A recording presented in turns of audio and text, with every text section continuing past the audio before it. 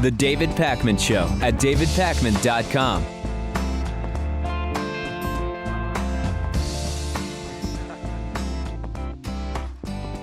Nelson Mandela, who led the emancipation of South Africa from white minority rule and served as the country's first black president, has passed away at the age of 95. The New York Times had an excellent, something like 7, 8, or 9-page obituary about Nelson Mandela.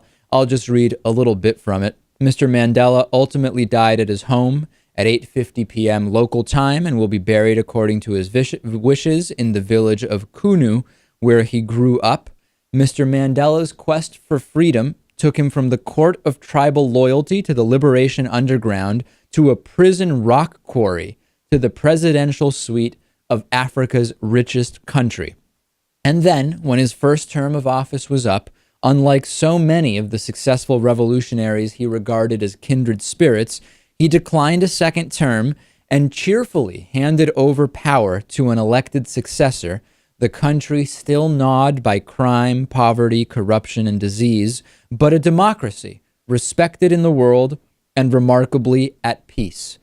The question most often asked about Nelson Mandela was how, after whites had systematically humiliated his people, tortured and murdered many of his friends, and cast him into prison for 27 years, how could he be so evidently free of spite?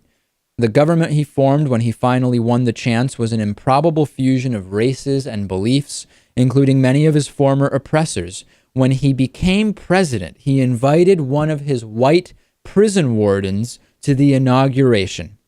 Mr. Mandela overcame a personal mistrust bordering on loathing to share both power and a Nobel Peace Prize with the white president who preceded him, F.W. de Klerk. When the question was put to Mr. Mandela in an interview for his obituary for this obituary in 2007, after some barbarous torment, how do you keep hatred in check? His answer was almost dismissive. Hating clouds the mind. It gets in the way of strategy. Leaders cannot afford to hate. Now, in the wake of his passing, Lewis, there have been a number of obituaries like that in the New York Times, and there have also been some, mostly right-wing groups and individuals, calling attention to Nelson Mandela's friendships or positive statements about individuals that they don't like or that they think are anti-American or communist, etc. And, you know, I'm just reminded that it's hard to think of anyone who doesn't have associations with some people, someone in their family, some friends, some public figures who haven't said things you disagree with at some point or have associations you don't like. And that right now seems to be becoming somewhat of a distraction. Fortunately, not too much, Lewis, as we kind of remember the incredible accomplishments that Nelson Mandela had, in spite of maybe at some point saying something nice about Fidel Castro, which seems increasingly irrelevant right now. Yeah, it's it's an incredible life. I mean, I have a tremendous amount of respect for anyone who is able to, I guess, maybe suppress or manage emotion and irrational emotion in such a way. I mean, I think everybody can struggle with that. Me personally, I mean, I certainly have, and it's just it's mind blowing his ability to do that. It is incredible. And now as we see the services and the commemoration events and so much that's going on, hopefully now there will be a new generation of people who learn about Nelson Mandela. Because so often, Lewis, when a public figure dies years after when they were kind of in their most active period, you have a generation that may know the name, but may not really know anything about the person or their accomplishments. So I think that's hopefully the positive aspect of what's going on now. Right. And he had been ill for some time. Yeah. So, you know, the fact that he's not suffering is good. And of course, now we're going to see X number of movies, documentaries, books, you name it. It's all going to hit us. So I think a lot of people will have that opportunity. There have been a few different kind of quirky or unusual media comments relating to the passing of Nelson Mandela at age 95. One of the most interesting was on NPR affiliate, I believe it's on KQED. There's a program called Forum. a listener called in and wanted to ask a question about Nelson Mandela, and it became obvious from the question that the listener didn't realize that Nelson Mandela and Morgan Freeman, who once played Nelson Mandela, are two different people. Listen to this, and it's very I get, it's funny. It's also kind of giving me the chills because it is so embarrassing in some way. But check it out. To Marie next in San Francisco. Marie. Yeah, I had a question. I also just want to comment on what an amazing, not only peacemaker he was, but actor as well in Shawshank Redemption and Bruce Almighty. Right. But to achieve greatness in both realms is amazing. But also, how can kids relate? I think you're thinking about the actor who played Mandela in the 2010 movie, not Mandela himself. But go ahead. Right. Well, how can kids relate to him presently? Never mind. That's okay. Yeah. I appreciate the question, Maria. I think you're talking about the actor. Yeah, it's funny how the hosts play it like it's really just no big deal at all. And, and people could mistake anybody for anybody. It seems like some kind of an honest mistake. But the odds that somebody with such a fun... It's interesting. The people who make calls to shows usually wouldn't make that mistake. So it's obviously there's people who don't really know who Nelson Mandela is. But the idea that someone decided to make a call and also is one of those people and got on the air, it's just it's a perfect storm, Lewis, of coincidences. Yeah, it doesn't happen very often. This is kind of like when the actor who played Mark Zuckerberg was actually confused for Mark Zuckerberg while he attended some sporting event or something like that, except this is way worse. Rick Santorum, not funny at all, like the woman who just mixed up Morgan Freeman and Nelson Mandela, decided to say that Obamacare is like the apartheid that Nelson Mandela fought against, and I guess by extension, by fighting against Obamacare, is Rick Santorum like Nelson Mandela? This is from Think Progress, and Rick Santorum was on Fox News, and he said, you know what, I'm going to capitalize on Nelson Mandela's passing, and instead of talking about all of the positive things, all of the virtuous lessons we could learn from Nelson Mandela, I'm going to use this as an opportunity to compare Obamacare to apartheid, to equate the two. Take a look at this. Well, Nelson Mandela stood up against a great injustice and was willing to pay a huge price for that, and that's the reason he's mourned today, because of that struggle that he performed. But you're right. I mean, what he was advocating for was not necessarily the right answer, but he was fighting against some great injustice. And I would make the argument that we have a great injustice going on right now in this country with an ever increasing size of government that is taking over and controlling people's lives, and Obamacare and center in that, and I agree with talking points, your points earlier, which is the center focus of the 2014 election. Yeah, and not only that, Lewis, not only is he taking this as a completely absurd opportunity to make this connection, he's connecting Nelson Mandela to opposition to a policy that Nelson Mandela surely would have supported, which I think is one of the most insulting things that now retroactively, it's like a revisionist history of sorts that Rick Santorum is doing here. Yeah, of course. Leave it to Rick Santorum to take advantage of the situation and make some ridiculous comparison to, to elevate himself or to, foment his personal brand, I guess, or something like that. I mean, we've heard Obamacare likened to slavery, communism, socialism, Nazis. What else am I missing, Lewis? I know there have been more. Oh, a handful, I'm sure. You just add this to the despicable list of ridiculous things coming to us from that group. Right. And now to equate the systematic, institutionalized segregation of black people in South Africa to legislation intended to increase health insurance coverage. Legislation, by the way, proposed by the first U.S. president who is African American, seems to be among the most ignorant and offensive equations that we've seen related to Obamacare over the last 3-4 years. Yeah, I would really like a detailed explanation of how Obamacare and apartheid are similar, but I don't think we're going to hear it. And I would love an explanation of how Rick Santorum is like Nelson Mandela, but I have a feeling that explanation would be really, really short. It's embarrassing that they're even the same species, David. And you know what's interesting? It's fascinating that you say that, Lewis, because much of the apartheid in South Africa was in part based on the idea that black people were a different species. And now we have someone like Rick Santorum, so hard to even see the guy as a human being, equating himself in some kind of loose way with Nelson Mandela.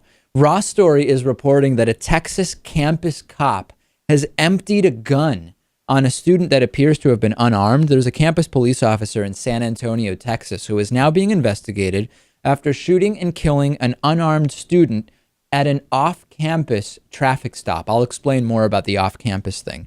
At a press conference a few days ago, Lieutenant Cindy Pruitt of the Alamo Heights Police Department said that this occurred when University of the Incarnate World Corporal Chris Carter pulled over 23-year-old Robert Cameron Reedus a few blocks off campus. A witness who didn't wish to be identified said that the officer never warned Reedus that he was going to start shooting him. I didn't hear him say anything like get down on your hands and knees, you know? I didn't hear him say anything. He just started shooting. He emptied the gun on him. 5 shots, 6 shots, 5 or 6. However, there is a 22-year-old, Mohammed Hyderasl, who says that he did hear Reedus speak to the officer. I heard a man say, "Oh, you're going to shoot me?" Sarcastic almost. And then, yes, he was shot 5 or 6 times. Now, I got 2 emails saying, why is a campus police officer conducting a traffic stop off campus? We looked into this. According to university policy, officers do have the authority to patrol all university property, parking lots, residence halls, and facilities that are near campus. We still don't know what the victim was allegedly doing wrong. Lieutenant Pruitt said that there would be an investigation to try to determine whether Reedus had a weapon or was threatening Carter in any way. Lewis, aside from the training that these law enforcement officers get that seems to encourage violence in many cases where it may not be warranted, there's another element that isn't being discussed, which is that law enforcement officer is a popular position for many former members of the military.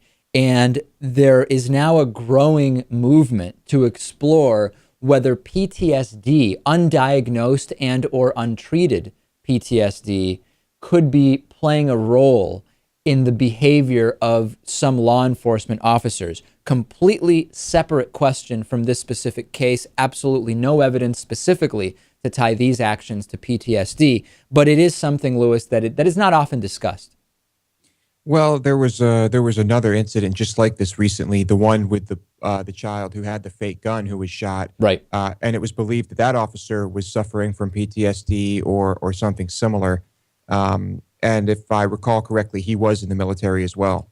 I think that we also, Lewis, need to move beyond that, because you're absolutely right that anecdotally there are a lot of these links, but we need to move beyond these internal investigations. Don't you think, Lewis? Every time something like this happens, we hear, oh, it's being investigated internally, or maybe by the assistant district attorney who's very buddy-buddy with the police department in question. It seems like there's enough of these incidents where there needs to be some kind of umbrella investigations by groups not so closely tied to the offending officers.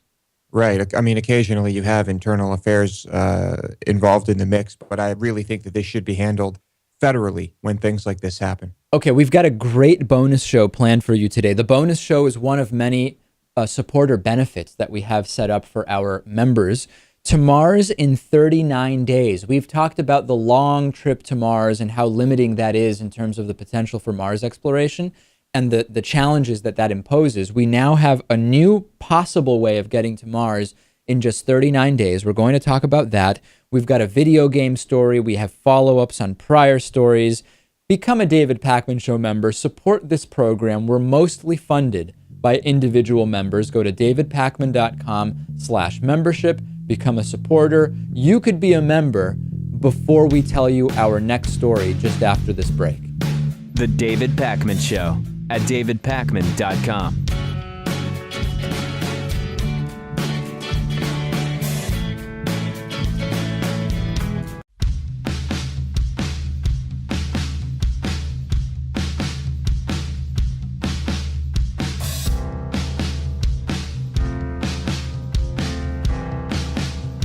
Welcome back to the David Pakman Show.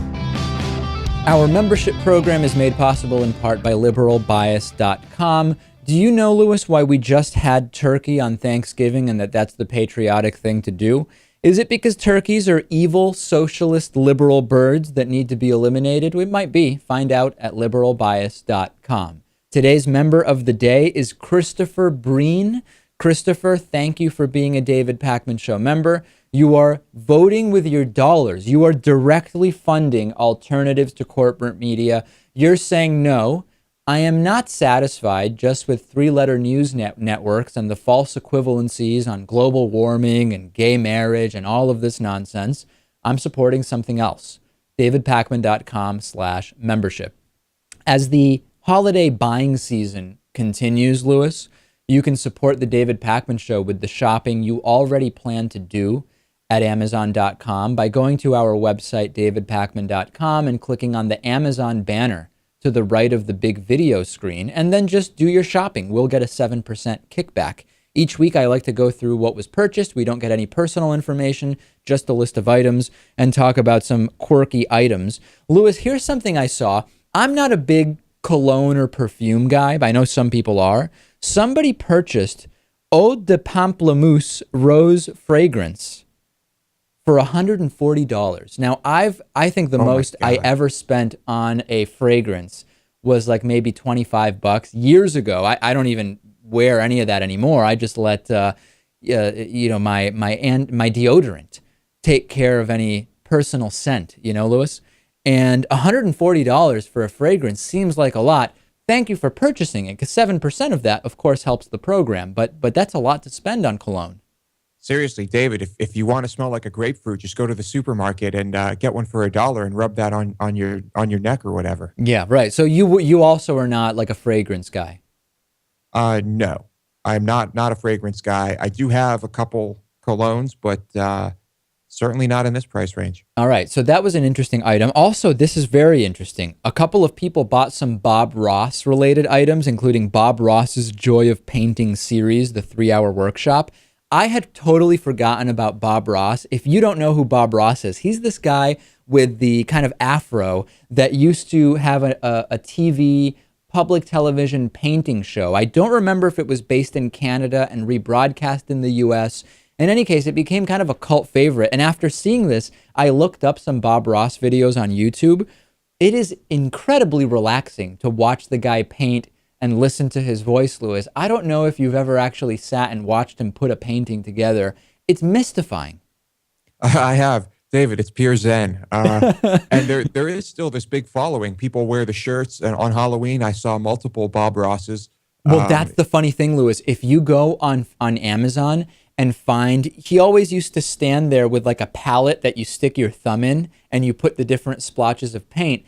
And when you look at that item, it says below, other people who bought this item most commonly also purchased, and there's a Bob Ross wig that is commonly purchased with the palette, which clearly is people getting a Halloween costume. Yeah, great stuff. I was a big fan of Bob Ross. Yeah, and it is truly pure zen. I encourage you to check it out. Very tragic family story, though, where Bob Ross and his wife both died of cancer, pretty close in time to each other. Very sad story, but Bob Ross, pure zen. Bill O'Reilly tried to kind of psychoanalyze atheists the other day, and Josh Feldman wrote this up for Mediaite. I'm going to play the clip for you. There's two clips, one where he talks about atheists being bitter against religion, and another where he talks about atheists having so much anger. I have a lot to say about this clip, so let's take a look at the audio and video first. Why are some atheists, and there are groups, entire groups, devoted to suing schools that might have the temerity of letting kids sing a Christmas carol? I mean, come on. Why are they that bitter against religion? Is it that what it is? Did they have a bad experience with organized religion? Is it bitterness?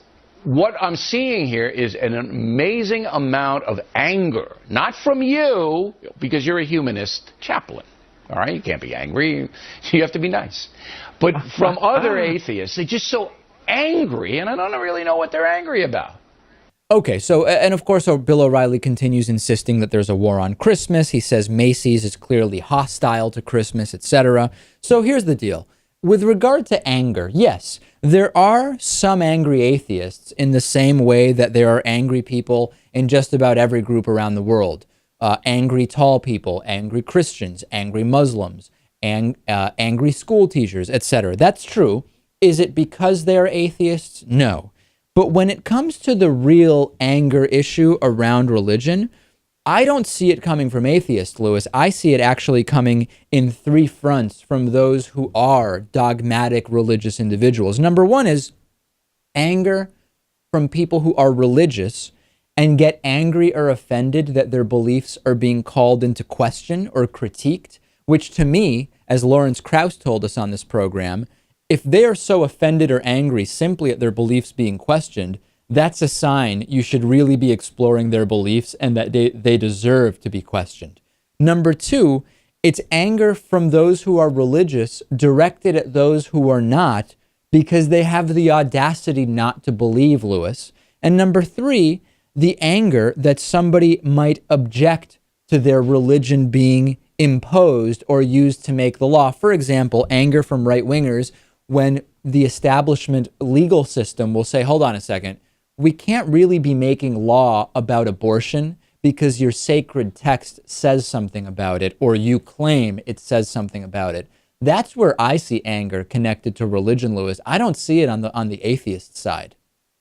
No, you're right. That's usually the case. But on a side note, almost every time I see Bill O'Reilly interview an atheist, someone who represents atheists, or just talking to someone about this supposed war on Christmas, he gets pretty angry. Right. And he's a pretty angry guy. There's a lot of anger coming from him that I think is very representative of what you're talking about. Sarah Palin continues her extreme assault on the English language, and it has become violent, Lewis. She is the queen of the word salad, a sous chef of sorts, we could consider her. And she's continuing this brutal attack on the English language at Liberty University's final convocation event. She was, if you're wondering why she's speaking at a university, first of all, it is Liberty University, founded by Jerry Falwell. They teach young earth creationism as kind of the standard curriculum. I'm just going to play a little bit of audio for you, just to give you a sense of the flavor. I'm not playing video because I have a sense Liberty University, which holds the copyright, wouldn't like us using the video. Let's listen to just a little audio, and then I'm going to read to you one sentence from Sarah Palin's speech. Listen to this. Growing up in Alaska, and I hope we get to talk a little bit about Alaska. Yeah. Alaska is such an independent place, and it's all about hard work and the great outdoors. Growing up in Alaska, I think you can't help but see God. Right, you just can't help it. Okay, Lewis, ready? I'm going to read one sentence from her speech about religion and the Constitution. I'm going to take a very deep breath. If you lose that foundation, John Adams was implicitly warning us, then we will not follow our Constitution. There will be no reason to follow our Constitution because it is a moral and religious people who understand that there is something greater than self. We are to live selflessly and we are to be held accountable by our Creator. So that is what our Constitution is based on. So those revisionists, those in the lamestream media especially, who would want to ignore what our founders actually thought, felt, and wrote about in our Charters of Liberty, well, that's why I call them the lamestream media. That, Lewis, is one sentence from Sarah Palin. The English language doesn't stand a chance against her. That's the real war. It's not the war on Christmas like her book says. This is a war on English, Lewis. And I think we should turn this into a segment with a nice graphic or something like that. And every time she goes on one of these, berserk tangents, we can just bring up the graphic and say, well, here's today's War on English segment brought to you by Sarah Palin. Yeah, and by the way, she is scheduled to appear with Neil deGrasse Tyson to discuss alternative fuel space exploration vehicles. That's going to be an interesting segment, isn't it?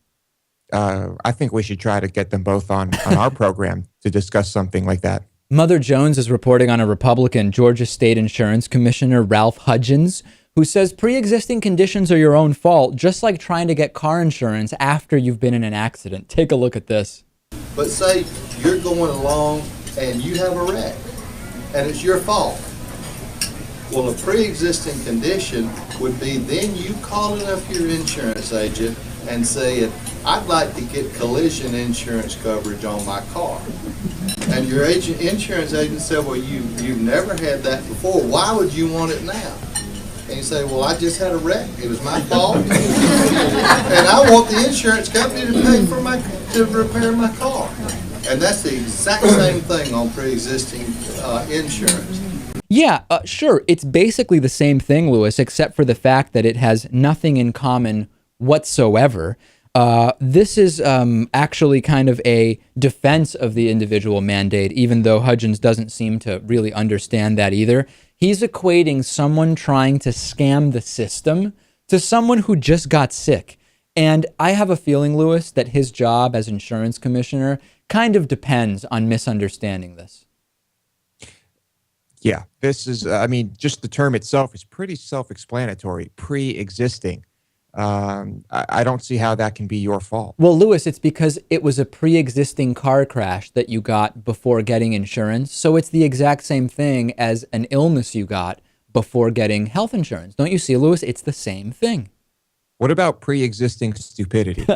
Yeah, that seems to be that seems to be a serious condition. This really is kind of getting into the micro, though, because we need to be focusing on the macro, which is we claim to be the most advanced country, or so we believe, at least some people do, both technically and morally. We should be able to just make sure everybody has health care. That's really the macro, and focusing on Ralph Hudgens is interesting, and it shows us how the micro is trickling up to destroy the macro, but we need to be focusing on the macro, don't we?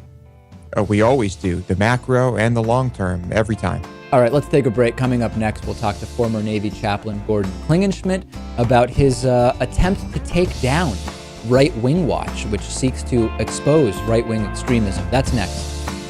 The David Pakman Show at davidpakman.com.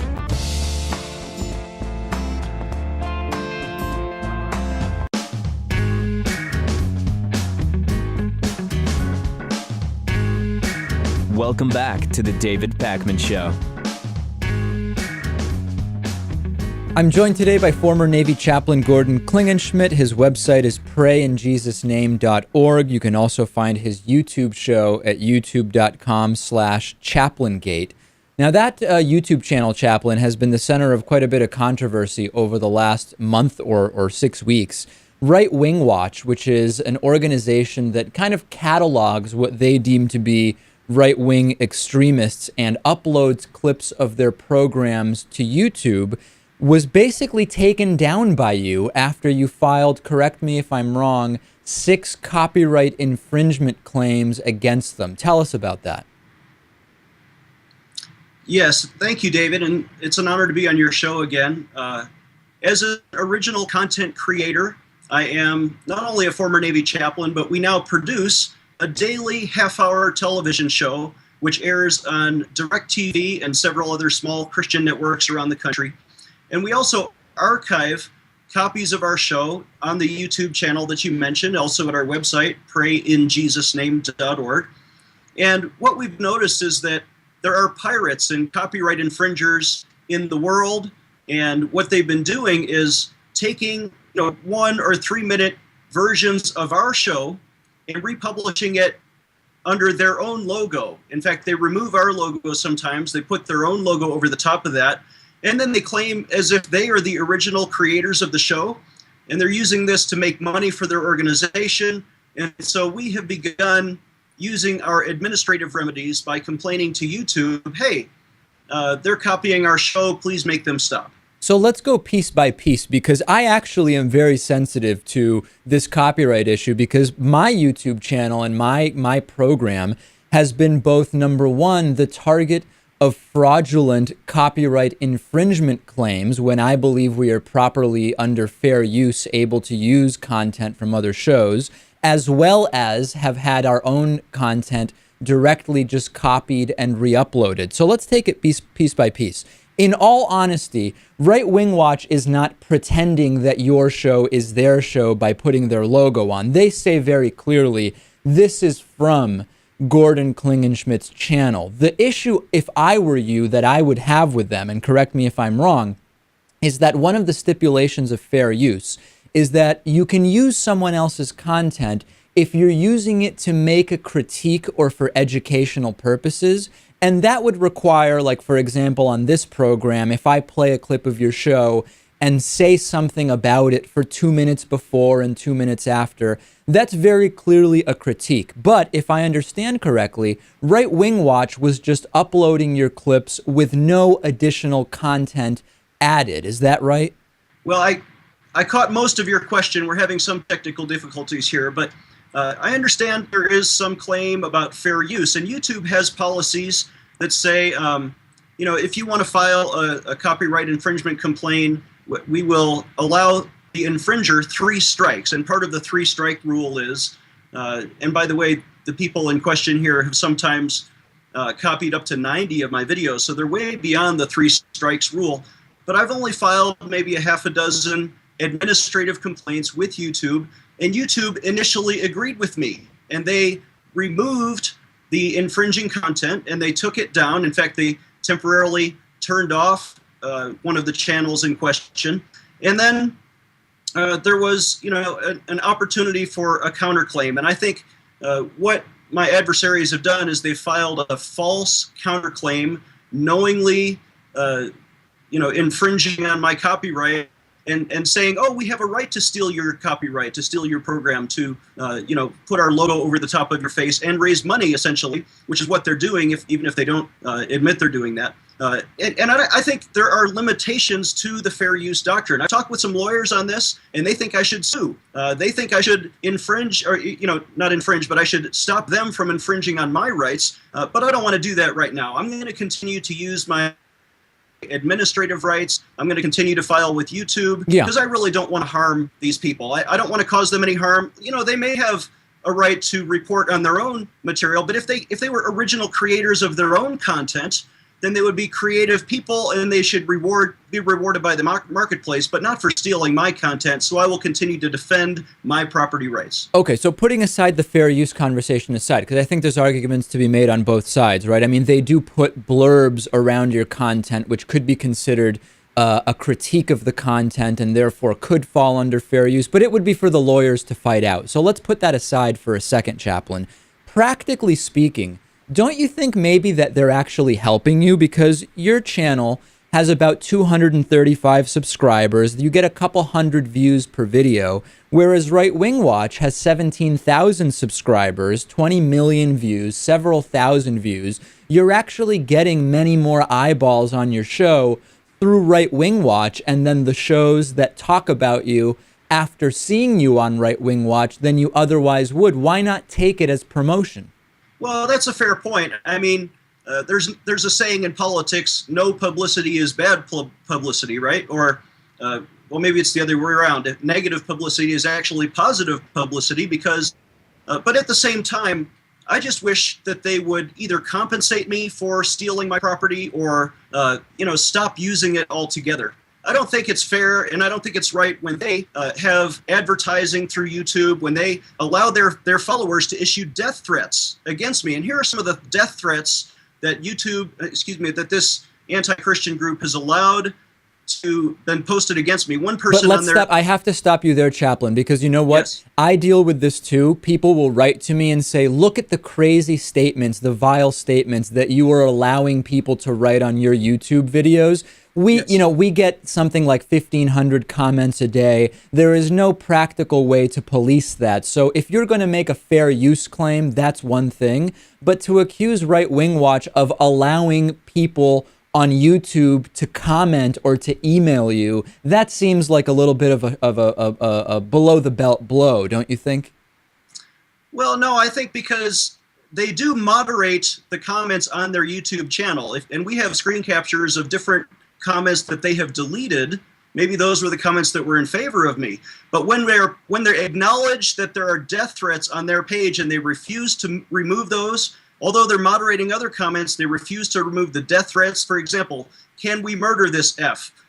Yeah, we could murder him. He needs a .45 caliber renovation. Yeah, and I get tons of those on my channel too. But you do know that comments can be removed if YouTube users simply flag them for removal, and it has nothing to do with the channel. I deal with the same stuff, Chaplain, so I'm sensitive to this, but I think you're going down a road that doesn't really make sense. Let's go back up as we wrap up to a kind of higher level. Ultimately, is your goal just to silence the critical voices that explore right-wing extremism and try to expose it? Is that really the ultimate goal here? No, of course not. I am only trying to defend my own copyright, trying to defend my own content. We put a lot of money and time into producing our TV shows, as you do, David. And when people steal that and they republish it for their own profit without permission, and when they've been asked to do it, then they're the ones crossing the line. And I'm just trying to defend myself against their attacks. All right, former Navy chaplain Gordon Klingenschmidt, all of a sudden in the middle of a copyright battle with Right Wing Watch, and of course we will continue to follow it. I just think practically, Chaplain, you're gaining way more from it than you're losing, but I do understand if you do feel your copyright is being violated, you would take action the same way any of us would. So I thank you for being here. People can check out the show at youtube.com/chaplaingate. You know I'm watching it daily. So thanks for being on, Chaplain.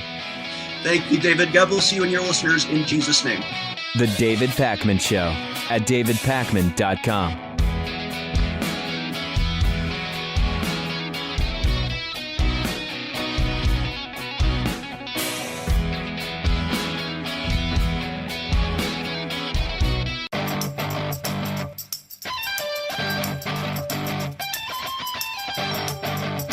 The David Pakman Show at davidpakman.com. We often talk about waste and excess and lack of optimization in the American healthcare system. And the Washington Post has a really interesting article about how there are two drugs for eye care that have been declared equivalently good, right? Equivalently effective.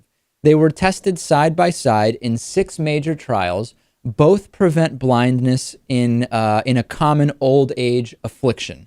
Biologically, they're cousins, and the two drugs are made by the same company. One is called Avastin, and the other is called Lucentis. Avastin costs about $50 per injection, and Lucentis costs about $2,000 per injection. Doctors are choosing the more expensive Lucentis more than 500,000 times every single year. This choice alone is responsible for an extra $1 billion or more in spending annually to Medicare, which is the largest single customer for these drugs. The company is Genentech. It's a division of the Roche Group. It makes both products, and it makes a lot more from selling the $2,000 injection than it does on the $50 injection. Lucentis is 40 times as expensive as Avastin, but the cost of producing the two drugs is similar, according to scientists who are familiar with the industry.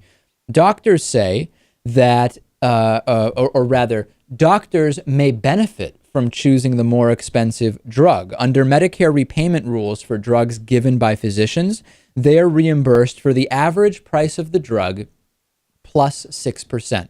6% of 40 times more is a lot more than 6% of the $50. That means that the higher price may be easier to sell to doctors than the cheaper price. And the other issue is that Genentech also offers some rebates to doctors who use significantly large volumes of the more expensive drug. It's basically legalized bribery, is it not, Lewis? It is. It's just another problem with our system, and this is probably a lot more prevalent with specialty drugs that are not as common, like in this case with these injections. Right. I know in a lot of cases there are instances in which I've been a witness to this, where someone will get a prescription from a doctor for this high-end American-made drug, and when they get around to the pharmacy, it will suddenly be a much cheaper Indian-made version of that drug. So it does go both ways, but of course there are a lot of doctors out there, and of course pharmaceuticals who are just trying to milk the system. Now, Genentech is defending the use of the more expensive drug. They're saying that when Lucentis is prescribed, it is the correct prescription, it is most appropriate, and that it does cost, quote, significantly more to make, and that therefore the higher price is justified. J. Gregory Rosenthal, who's a Toledo ophthalmologist, is outraged by this, and he says Lucentis is Avastin. It's the same damn molecule with a few cosmetic changes, yet Americans are paying $1 billion every year for no good reason, unless you count making Genentech rich. Lewis, this is one drug, two drugs, one drug choice, just for Medicare, right? $1 billion just choosing one drug over another. Think about the billions in waste that exist, and part of it is the pricing schemes that exist and the patent system that exists with these drugs. It's just unbelievable. It's staggering. But we've got to cancel Big Bird, right? That's where the money is.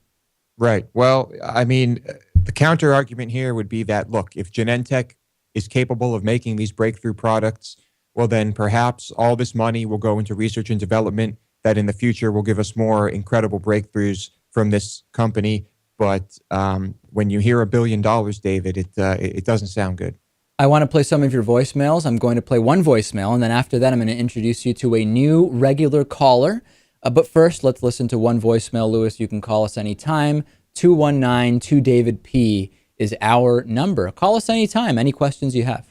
Hey, David, it's Mike in Cincinnati again. I just listened to your bit about the lady who falsified evidence. She has worked in the lab or something like that. Yeah. And you made a good point that she probably got people off and got people convicted. But I think for starters, I think she probably watched Dexter and, thought it was okay because of that. But I think also, if everybody that got convicted and then was subsequently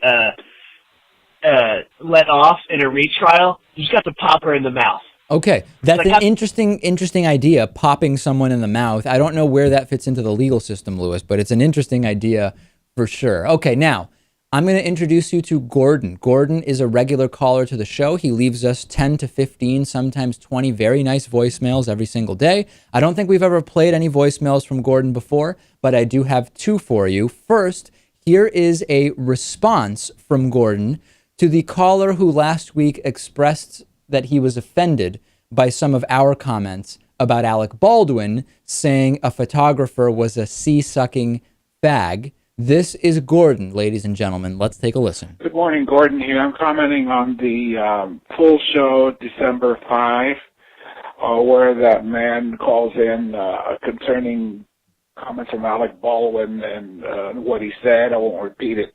Yeah. But that man that called in, his name Jason, although I'm gay myself, I don't like sissified guys, and especially when they speak like a woman. Very high pitched and all that. I just don't like that at all. It's so I think it's shameful, really. Okay. Now, what Alec Baldwin said, he does not really mean that. He just said a lot of times when we're pushed to the edge, we say things that we wish we hadn't said, or we didn't mean at all. It's just anger. Yeah, I'm somewhat shocked that Gordon, who identifies as a gay man, is saying he doesn't like sissified gay guys and is defending Alec Baldwin. It's interesting. Gordon also left this voicemail, which is definitely in the running for the top 5 voicemails of all time on the David Pakman Show. Hi, Gordon here. On the January 28th show, I want to quote you, 2013. You said that you were gay. Okay. About 5 minutes into the show. If that's true, why is it you're always talking about your girlfriend? Your girlfriend. What gay guys don't have girlfriends? Okay. Unless it's totally what do they call it? Non-sexual. What's that word? Right. But anyway. Why do you always talk about that? I question your gayness if you're always talking about, my girlfriend. Well, Gordon, you're right to question my gayness, because on the January 28th show, what I said was that I had been incorrectly included in a movie about anti-gay bullying as a gay teen who had committed suicide. And I indicated that I am not a teen, that I am not gay, and that I am very much alive. So no, I did not say in that program that I am gay. And I don't know what to say, Lewis. One of the best voicemails ever. it's gold. But it's good to clarify this because we don't want anyone thinking that I'm living a double life or lying or something. Right. We tell the truth here. Absolutely. All right. Much more discussion about this on today's bonus show. Incredible bonus show. davidpakman.com/membership. Sign up, if only because of those last 2 voicemails. They're incredible. And it's just, you don't want to miss more of the backstory. All right. See you on the bonus show.